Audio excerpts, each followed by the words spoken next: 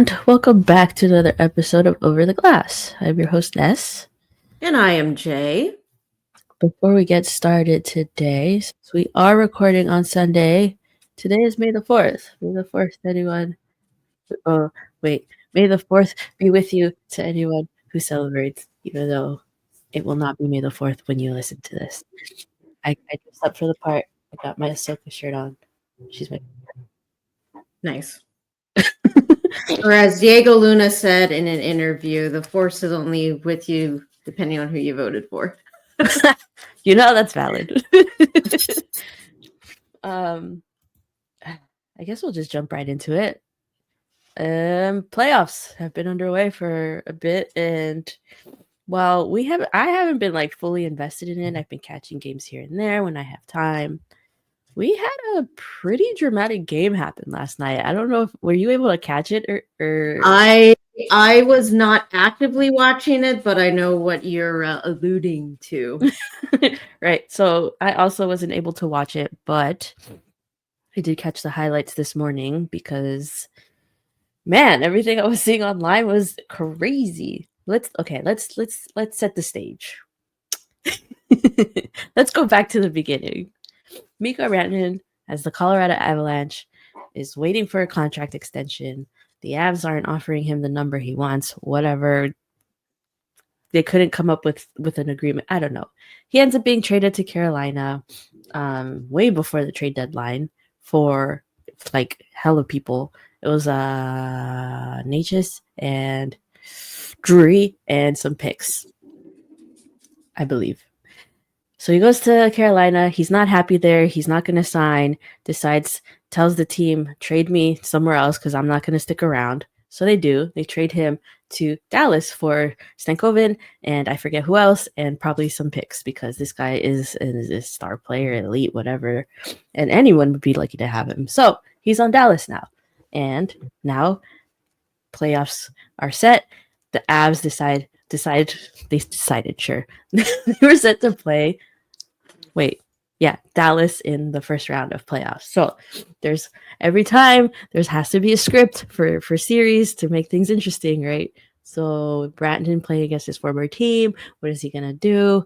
And all series, he was kind of like, I think he started off kind of quiet. He wasn't really putting up any points or doing much. But as the series kept going on, he's starting to get assists, some goals here and there. But so the Avs, I believe, were up 2-0 in the series at one point, and then Dallas was able to come back. Was it 3-2? And then the Avs tied the series again 3-3. So they forced a game 7, which was last night, and I'm sure all of you heard the news and all that, but Dallas was down 2-0 going into the third period. And then Rantanen scores. I think there was like 14 minutes or 10 minutes left in the game. And then Rantanen scores again, which is like, okay, go ahead, go off. And then I believe Johnston scores the third goal to get the Dallas the lead. The Avs can't come back. They pull the goalie. They're trying to like literally seconds. 30 seconds, 15 seconds. They're trying to get a goal. They lose possession of the puck. And who else puts the nail in the coffin but Mikko Rantanen scoring a hat trick and sends the Avs packing home. And everyone's talking about like he's having a revenge game. This is insane. He put up 4 points this game after supposedly not doing much to series, whatever. So stats for... I don't know what that was, sorry. Stats for the night. He recorded a third period hat trick in Game 7 as the first NHL player to ever do it. He nets a Game 7 hat trick against his former team, has 4 points, have a 4-point period in back-to-back games. He dropped 4 points in Game 7 on a former... Wait, that sounds redundant. Oh, no, 4 points and then a hat trick, okay. And he had a total of more than 10 points across games 5 through 7 of one series. So that's 3 games, which is insane. Dropping 10 points in 3 games is crazy. Playoffs are interesting, but he was happy. he was interviewed right after the game ended. I believe Emily Kaplan interviewed him afterwards and asked how he was feeling about, sending his former team home, whatever. He's like, it sucks because those are my brothers, like I battled with them for so long. He was on the Avs for 10 years, I believe. And so he was like, it sucks, but like, I mean, he's still in the playoffs, so he has to be really happy about that too. But yeah, it was what a drama. Here's the actual sound clip. He said, "Yeah, it sucks because they're my brothers, but girl, bye." That's exactly his words. And exactly. Yeah, we talked about this before everything got underway with round one. The whole you can't paint a better picture of the soap opera that is the NHL. You already broke down about the Rantanen trade. I mean, he was drafted by the Avs. He'd been with them for like a decade. Incoming, needs a new contract.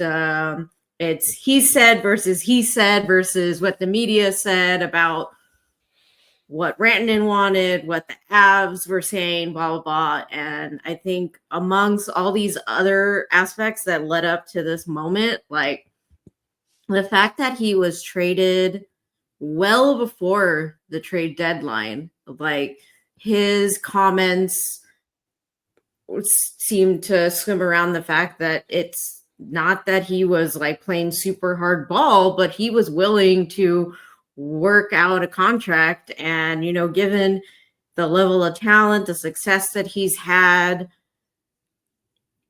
I can't blame him for trying to get, his payday. And I guess perhaps the Avs, just for one reason or another, were like, yeah, we're not willing to drag this out. Maybe they've heard enough of what they wanted to say, what he had to say, and they're trying to get the most out of, versus waiting, trying to get in there, trying to just focus and getting to the playoffs and trying to go all the way, which, well, Dallas sent them packing. In particular, I'm sure, given we didn't get to watch the game, but with Rantanen getting 2, the whole story behind this, you'd have to imagine that the guys out on the ice as the Avs were trying to tie this up were like, if we get the puck, it's going to our man right here, Mikko Rantanen. We're going to get him to, dig the knife fully in there and send them packing. And I don't know, you can't write up a better story than this. Crazy that it also happens in Dallas. I'm sure it was an insane party out there. And so Dallas gets to advance, and the Avs got to lick their wounds and try to figure out what went wrong. I mean, right off the bat, they were leading, and the Avs didn't let anything in up until the third period, where they just broke the dam. Dallas was coming in. The Avalanche taking a number of bad penalties, and Dallas, eyes on the prize, capitalized on both those opportunities, leaving the Avs having to scramble at the end here, pulling the goalie, and yeah, they couldn't come back. And I guess speaking of goaltenders, it's unfortunate that Mackenzie Blackwood is on the receiving end of that L last night. For him, we've kind of been rooting for him to, have success. And prior to being with us, he was with the Devils, who also got knocked out in the playoffs. So this was like a great opportunity for him to, really get that that history being placed onto his resume. On top of that storyline that we've already gone over, I also saw people talking about like Pete DeBoer heading into game 7s. He's never lost a game 7. He's now 9-0 versus the opposite end of the spectrum, Jared Bednar. They were talking about how he's never won a game 7. So all this like drama around this, and it's right. I don't know, it's exciting. It's also like so silly. Right. I think Pete DeBoer did some brujeria or something, because how are you 9-0 in game 7s in the playoffs? That's crazy. That's witchcraft. Also, a silly little stat here that I found this morning is that the Avalanche are the first team in MLB, NBA, and or NHL history to lose 7 consecutive Game 7s. So bad luck for them. They need to figure something out. I don't know if you saw McKinnon being interviewed. I believe it was right after the game. But obviously he's disappointed that they were knocked out of the playoffs. And he kind of ended the interview saying, like, I don't know what we're going to do about it. Like, in the off season, like what do they have to do? You know, they added pieces to the team that they thought were going to help in Natchez and Drury, which during the regular season, I believe they did. And you know, they'll do what they have to do. But when it comes to playoffs, it's a whole nother story. You know, like look at the Jets. President Trophy winners, and they're about to play their Game 7 against the St. Louis Blues later today. So it just does not matter all the time what happens in the regular season. There's no reward for finishing on top of the regular season. No one cares about that. That's not true. The reward is a banner in your arena. Let's not talk about the banners that we have. There's nothing to celebrate about all our banners. It's the president's trophy. No one cares about that. The fans do. Yeah, so just a brief I should share screen now because this is what we're doing to update y'all. Boop boop. Here we go. This is what the bracket's looking like currently. So, in the East, are we surprised that Toronto made it to the second round? Yes and no. A little bit, but not overly. But they've got a killer matchup here against the Panthers. So, yeah, that'll be fun. Yeah, I saw some highlights that I thought, like, does this series already get started? But there was like from like last season, about the Leafs getting their asses whipped against the Panthers. So you know, they have an opportunity again to not rewrite history. How crazy do you think Toronto will get if the Leafs make it to the conference final?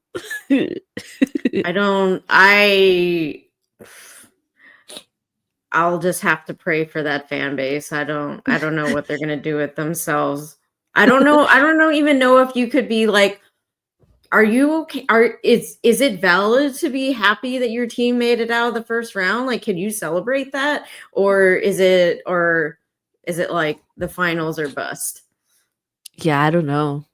At that point, I feel like I'd be really numb because they always exit first round, and then all of a sudden they're in the second round again in a handful of years. Can they do it? I don't know. I haven't been watching them play. I don't know how good they are, but I think out of the two, I would want Toronto to go past. I don't want Florida to win again. And then Washington's going up against Carolina. I think I'd want Washington to go through. I saw some stats saying that the Hurricanes are favored, but anything can happen. So I think I would prefer the Caps to go through. But I guess we'll see. Yeah, and then of course Vegas versus Edmonton in the Pacific, which isn't surprising. It's also like it's been done before. I don't care who goes through. Yes, I do, but not really. Like as long as neither of them make it to the final, I don't care. I saw a tweet with somebody holding the sign that I just hope both teams lose. That's where I'm at with here. So right. I don't even know if I care enough to choose anybody because I really don't. I don't either. Although, how epic would it be? McDavid versus Matthews in the finals. Nah, that's not going to happen. Right. All right. So Dallas obviously is waiting to see who is going to win tonight's game against Winnipeg and St. Louis. I heard that Scheifele is not going to be playing tonight, so that is going to suck for them. See if they could pull out a win, go up against Dallas. Otherwise, St. Louis, like, I don't know. They've been very middle of the pack during the season. I haven't heard anything spectacular coming from them. So If they make it through, I wouldn't be surprised if Dallas kicks their ass, especially if like Robertson or Hiskinen comes in during this round. Well, as I said about a week ago, I wasn't expecting the Stars to get as far as they did, so I am surprised. And if they've got that type of momentum behind them, I think they'll crush whoever advances in the Winnipeg Jets St. Louis series, because I just think the Jets are headed to imploding and letting the Blues slip by. So, as we said last week, those two teams have the longest tenured GM. So it'll be interesting to see if one of them loses their job after this. Yeah, so finicky these days. Anyways, so far I think our brackets are bust. But it's okay. We're not super serious about it. I don't know. Is there anything else anything playoff related? I'm just mildly sad that the Habs couldn't I didn't think that they were actually capable of it, but that is a fun young core. And that's what I was mostly invested in, like how cool it is that the guys that are making it onto the score sheet are these up and coming dudes, or the ones that have been kind of like holding the fort down through the difficult years, and now they're starting to like come together. And it isn't like some weird fluke. It isn't like the East like fumbling its way to the playoffs. Like they're like legit. Like they're going to be exciting down the line. So given that they managed to slip in there into the playoffs, like that's an exciting time for their fan base. It's going to be Sharks East again, except it's not the Caps now. It's the Montreal Canadiens. Because we also have a fun in a way. In a way. Anyways, speaking of the Sharks, I did want to. This is our only Sharks topic today. Maybe we'll see. But as we know, the world's, what is it called? Championship? World's whatever. You guys know what I'm talking about. They're being played. World's Championship, yes. Against Czechia. Okay, stop. My words are scrambled in my head. Let me start over. Sweden was playing against Czechia in the Worlds. I think it was a friendly game. It wasn't like an actual game that mattered. So yeah, I'm Eklund pretty sure the World starts in like a couple of days. Yeah, the 9th. So they're just getting ready to get things going. Basically like a scrimmage or something, yeah. So we have a few players on Sweden, or a couple players in Sweden playing from the Sharks, which is Eklund and Wenberg. Is there someone else? No. I don't think so. Okay, so those two guys. But there were former Sharks. I think that's what threw me off. So they're playing, and then Eklund suffered a pretty scary looking injury. He was going up against someone against the Czech team, and he got cut with his blade. Like he was trying to knock the other guy off the puck. The other guy lost his balance. His skate came up and slit his wrist or his arm or something, and he quickly made it off the ice. Like he looked like he was in a lot of pain, like he was kicking his feet and how much pain he was in. But hours later he posted on Instagram saying that he was fine. His agent has been updating as much as he is allowed to disclose, but that it doesn't seem like he suffered any major injuries, like no major tendons or nothing were cut or anything. But he is wearing this like really big cast to keep his hand in place as it heals, and it looks pretty serious. So I mean, hopefully he'll heal flawlessly. And but it sucks because he was really excited to be in the Worlds, to play at home and all that, and now he won't be able to. So as long as he gets better, though, obviously his health is more important. But yeah, that was kind of scary. Yeah, sucks for him to be getting ready for this tournament and having that really just if you watch the replay, they're against the boards, and whoever it was that he was like battling for the puck with, like he kind of like hops a bit for some reason. I couldn't tell what he was reacting to, but his skate comes up, and poor timing, poor situation that Eklund's limb was in that vicinity. So, I mean, could always be worse. So thankfully, you know, it wasn't like a blood massacre or anything, Right. you know, out on the ice.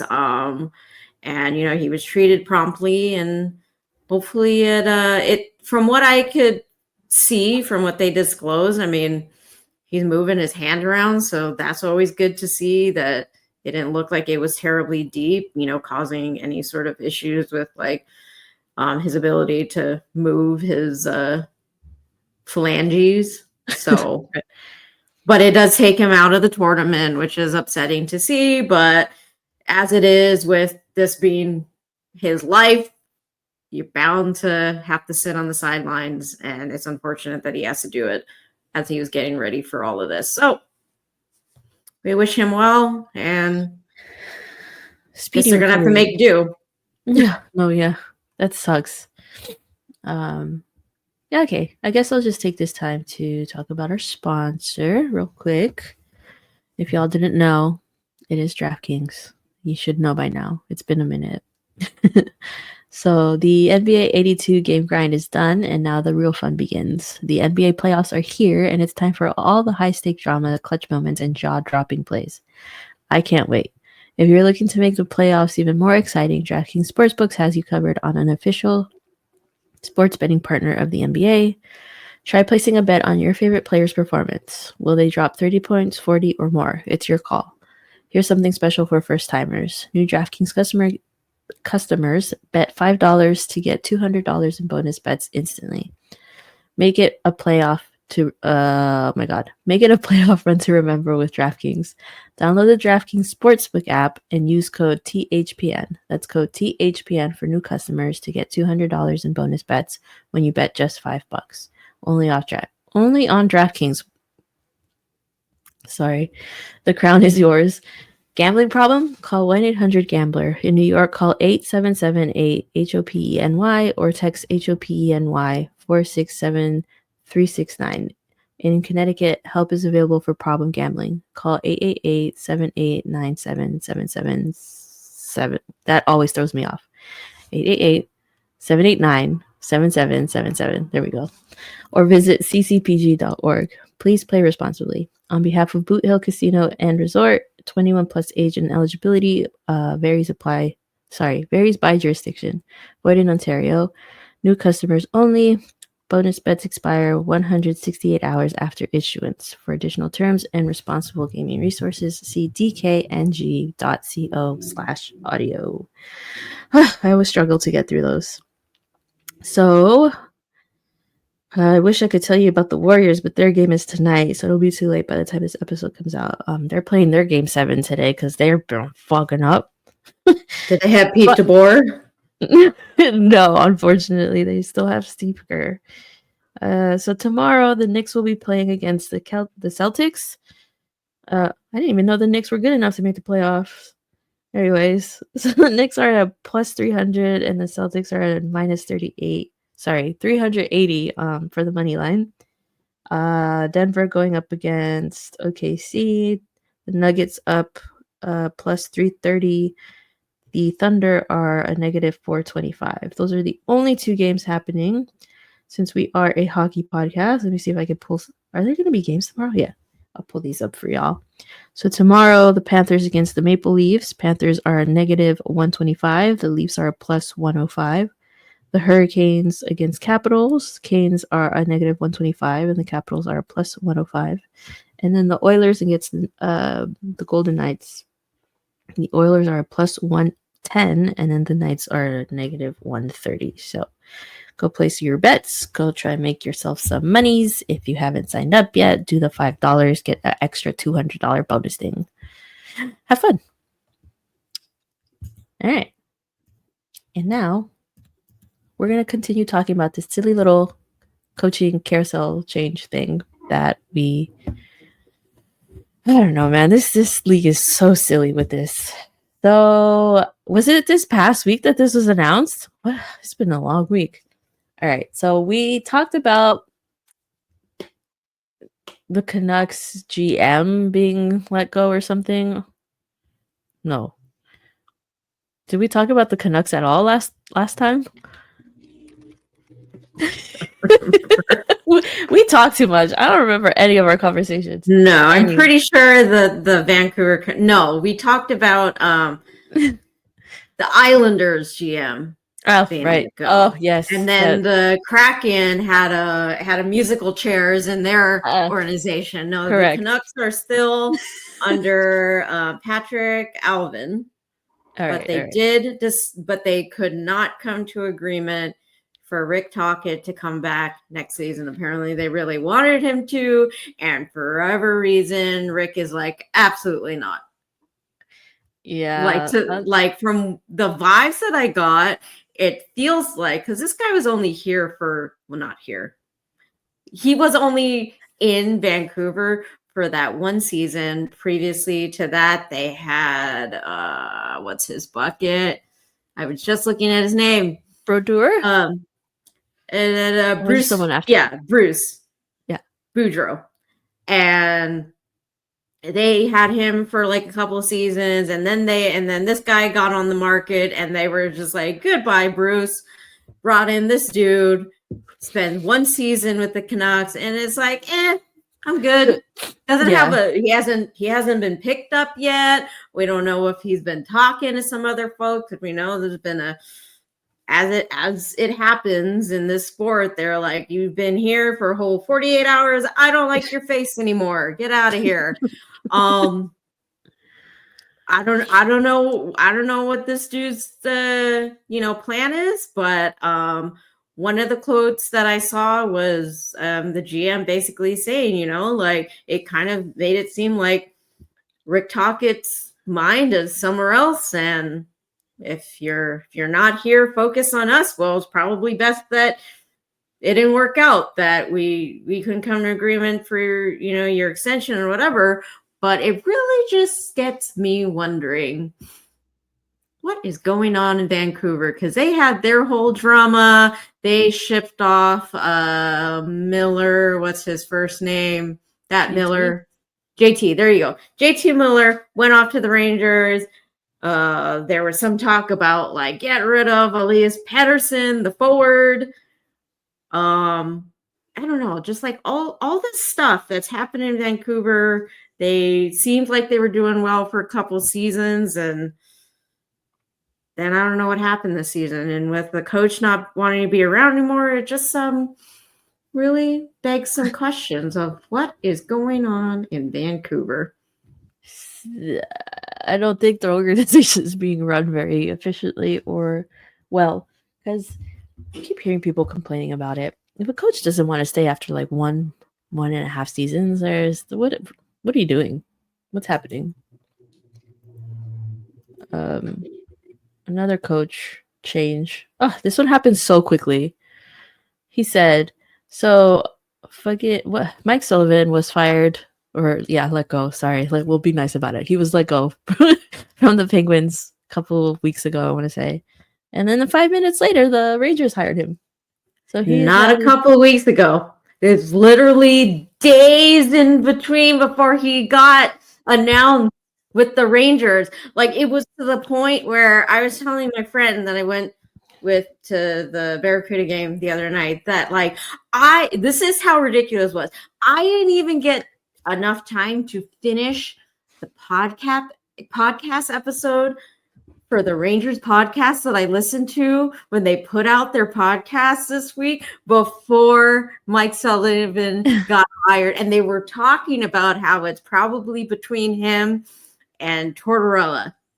And I was like so annoyed that I'm like, this is such an annoying conversation about like the moment all these guys let go, they're like immediately like, let's get this guy.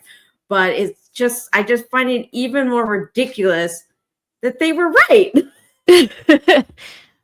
They knew what they were talking about. Like I said, time is does not make sense in my head. I thought it was like weeks. It's been days, I guess. So Mike Sullivan was just announced as the 38th head coach of the New York Rangers franchise. So yeah, good for him, I guess. Good luck. I don't know. He seems like a good coach. And he was with the Penguins for so long, you know. I was joking that they were in their meeting, and then the moment Mike Sullivan walks out of the arena, the Rangers have a limo waiting for him to drive him up. Yeah. New York City. Like the just the fact that it happened so quickly. And then I said, man, they should have just brought like Laviolette down with them and been like, hey, do you want him instead? Like it's just like swap. trade coaches. You're gonna do like it a wife anyway. swap. Yeah. But you know what? All they have to do is make the playoffs next season. They'll be like, yep, I made a good decision. No, for real. We'll see. Win a round 2 if you're lucky, and you'll be like, great decision. Let's sign him for 8 years. Not 8 years. That's crazy. But I mean, like he has his resume is pretty impressive. No, like Sure. I'm just saying he spent how many years with the Penguins? Like this one in particular, like I can see how it makes sense for the Rangers to want to jump on this guy because they are desperate to get back into the playoffs. They got all the way, I believe, to the conference finals last season, and then this season, like all the stuff that happened, apparently none of it's the GM's fault because he gets an extension to his contract because the owner's like, yes, I love everything you're doing here. It's totally the coach's fault. And then you bring in this guy who's had success with the Penguins, brought them all the way to the Stanley Cup. They got a cup. Of course, that's what the Rangers want. So if this guy comes onto the market, I just think that's like maybe like when Pete DeBoer, we let him go. And then a couple months later, he's down in Vegas. And we're like, oh. Ew, gross. Yeah. So I guess that's the closest I could feel to this because, I mean, Pittsburgh is literally like a couple hours away. Yeah. Now they're going to have to see him like 3-4 games next season. Yeah. On the opposite side of the rink. So have fun with that, I guess. This link, this thread or whatever on Blue Sky that you shared.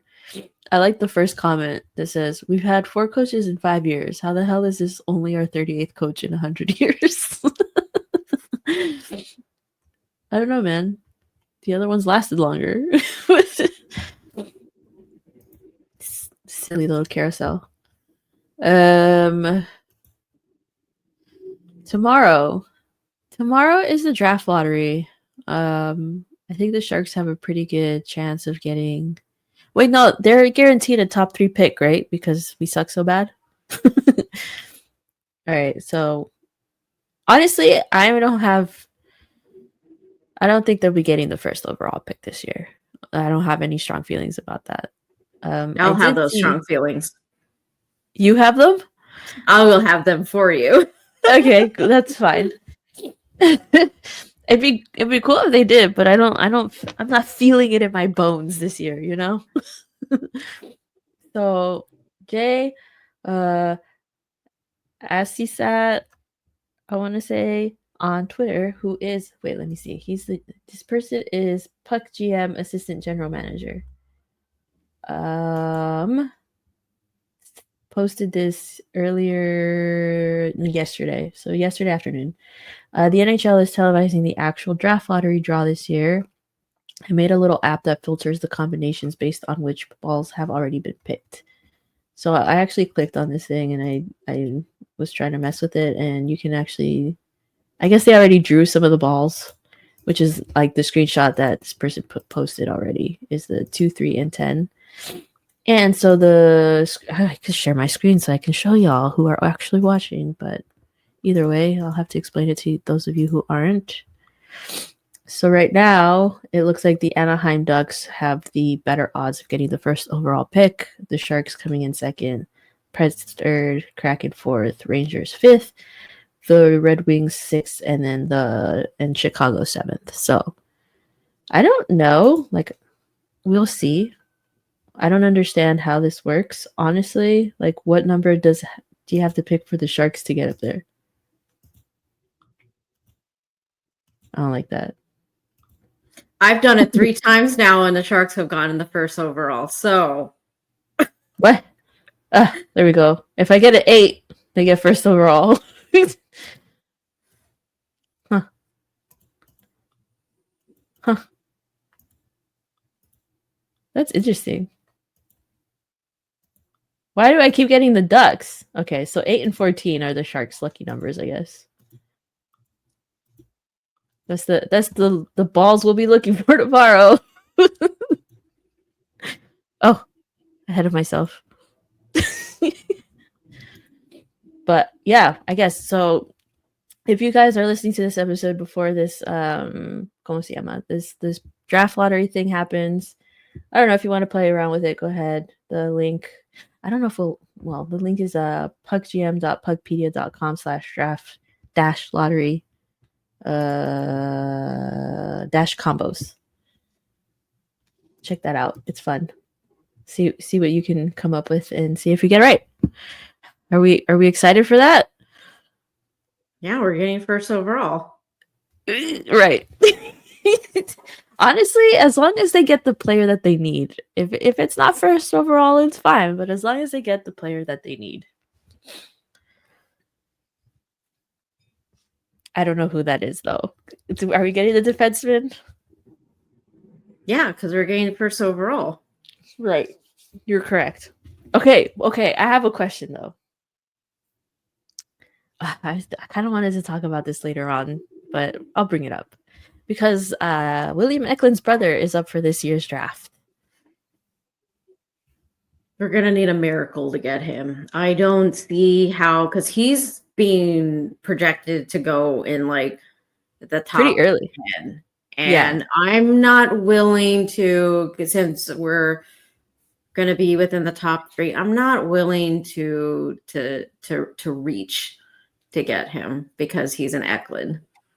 Like we gotta stay focused here. Like of course we need more forwards, continue to get more forwards to the play to add to the pool. Yeah. But we definitely still need more in terms of defense right now to kind of hopefully get us into a better position next season. So unless things have changed since the last time I've looked at like projections and the players that have been talked about to go top 3, like stay focused unless he falls to us. Right. But like the next pick we have, I think, is a bit later. So if Greer wants to kind of, do what he did last season and try to get up. He trades up? I don't know if he can trade that far up. Like if he's still projected, the last time that I looked at it, like he was projected to go somewhere like 6, 7. Like that's a lot of jumping up. So that's why I feel like last season when we were doing the moves to get Sam Dickinson, I mean, like I don't even remember what we gave, but like if you think about from then and then now we have even further to go, like we were trying to just get up like a couple more spots. Like this is going to be like a huge leap. So I don't know, but neither one of us are GM, so maybe he can make it happen if he really, really wants to get little brother Eklund. I'm pulling up elite prospects right now. He's his rankings 7, 7, 8, 9, 4, 5, 7, 6, 10, 2, 5, 8, 8. Like he's up there. So okay. So question: if the Sharks don't get first overall and get like second or third, they don't get their man that they want, the defenseman, Schaefer, I believe his name is. Do they go for Eklund? I'm still not willing to reach for him at 2 or 3. Just from what I've been seeing people talk about who are like the cream of the crop. Like we're next season, we're hoping to not be in the situation where we're picking top 3, because that means like you really sucked that season.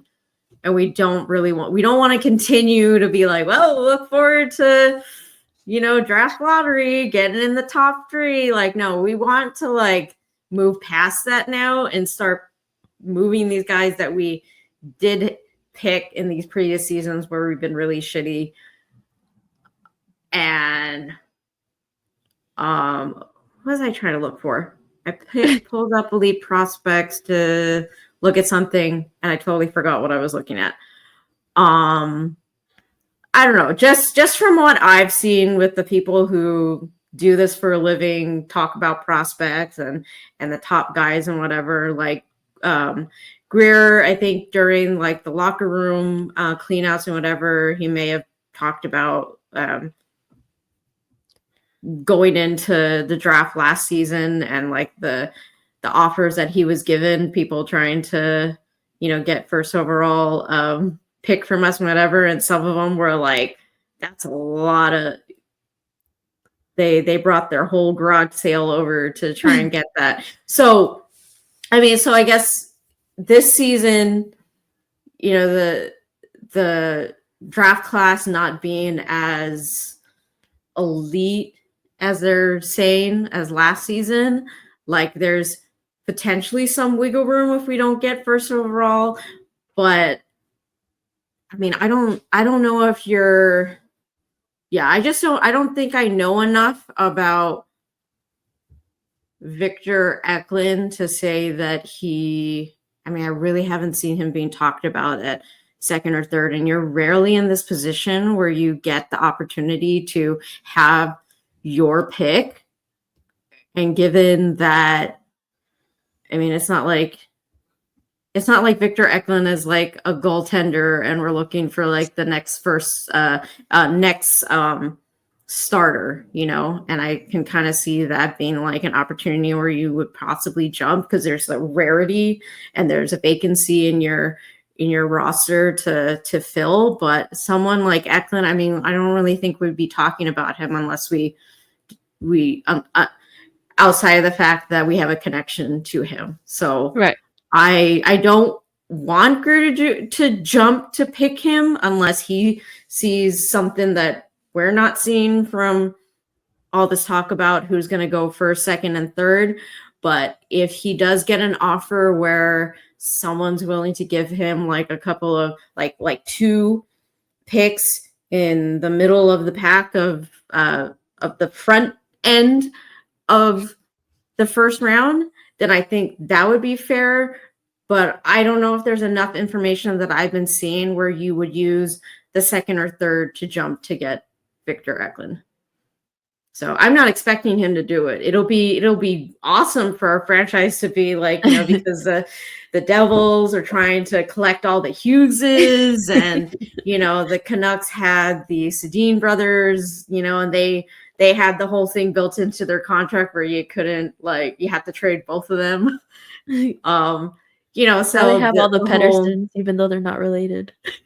Yeah. So there's this whole like dynasty aspect of it that would be cool to talk about. But and just as long as he doesn't go to the Ducks, I think that would just be awful in itself.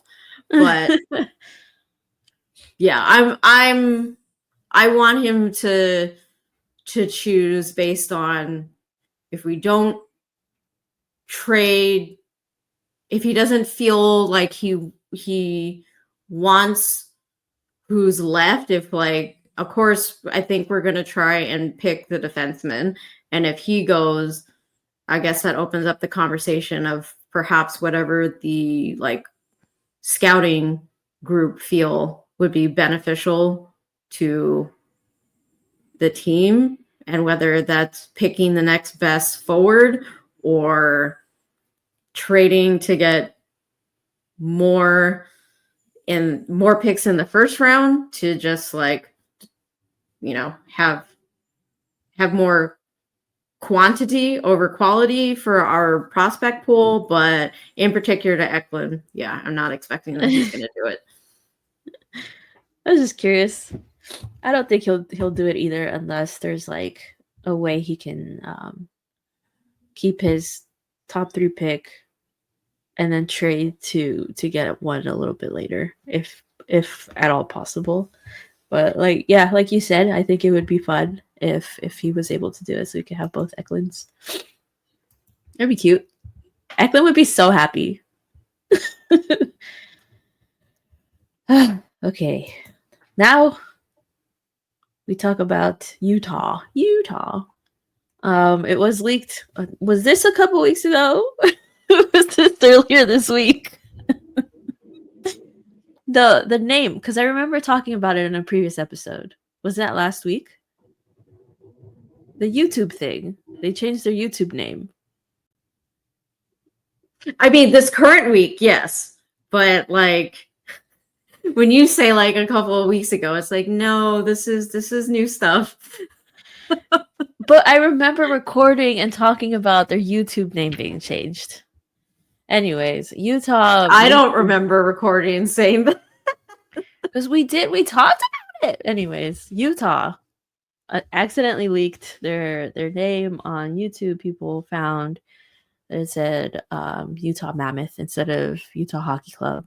And so everyone's like, oh my gosh, they settled on a name. And it's just so silly. A silly way for everyone to find out is through social media when it's not officially announced. You want to talk about this little gem you found? Pretty much what you said. It got leaked, and so I guess whatever. I don't know. It's so anticlimactic. Like in comparison to how the PWHL has been doing things, like this is like, I feel like we've been talking about Utah like forever, and now that they finally decided on it, it's like whoopee. Like let's now let's just like get on with it, like get the merch and stuff. I don't know. Like the fact that it also got leaked kind of makes it even more like, ugh. It's such a fumble. Yeah. So this logo that you found on the interwebs, if they go with this or something similar to this, I'm about it. I really like this logo. It's very clean, straight to the point, and it tells a lot. Like the head and the ear are supposed to be the like mountains, right? I don't know if any of y'all have been to Utah, Salt Lake, or whatever. Beautiful, gorgeous views of mountains like you're driving through. It's so pretty. I really like that. And then obviously the mammoth face. It's like profile with the tusks and everything.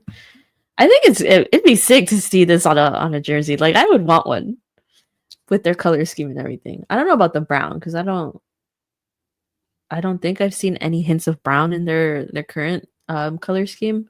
I think probably change that to something else.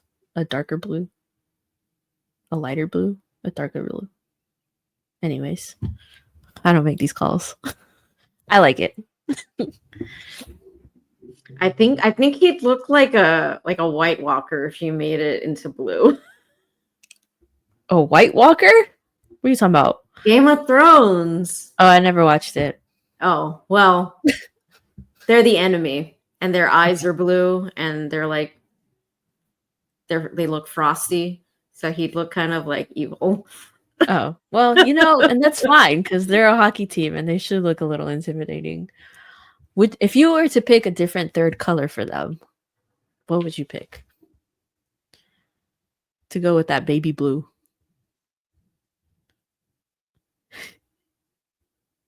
No, I don't know.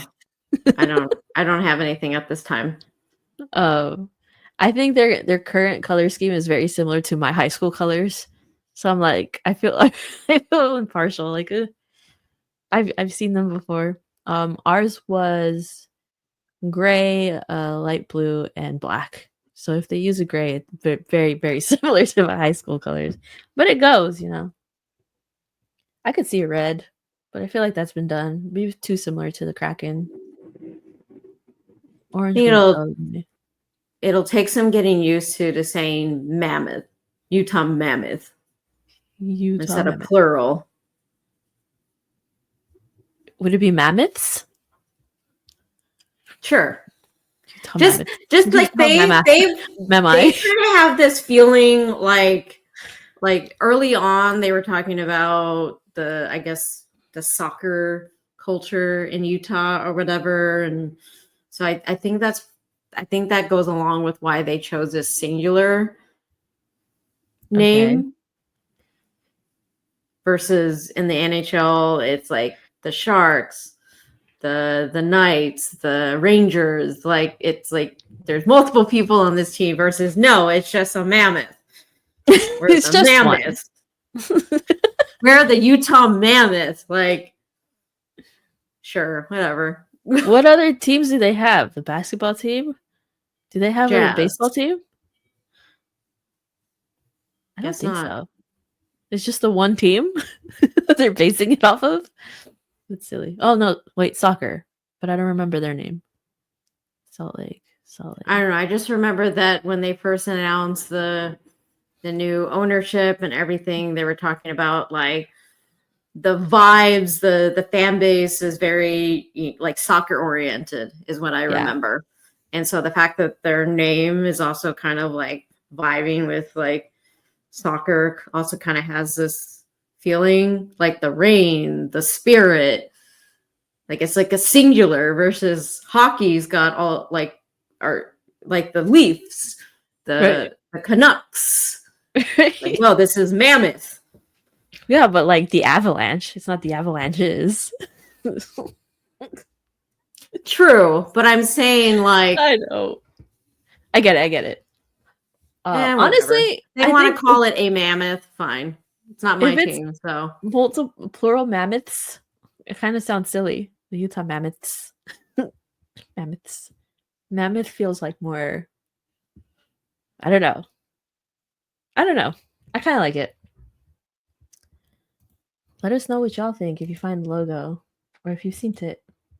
All right, last on our little listy list here.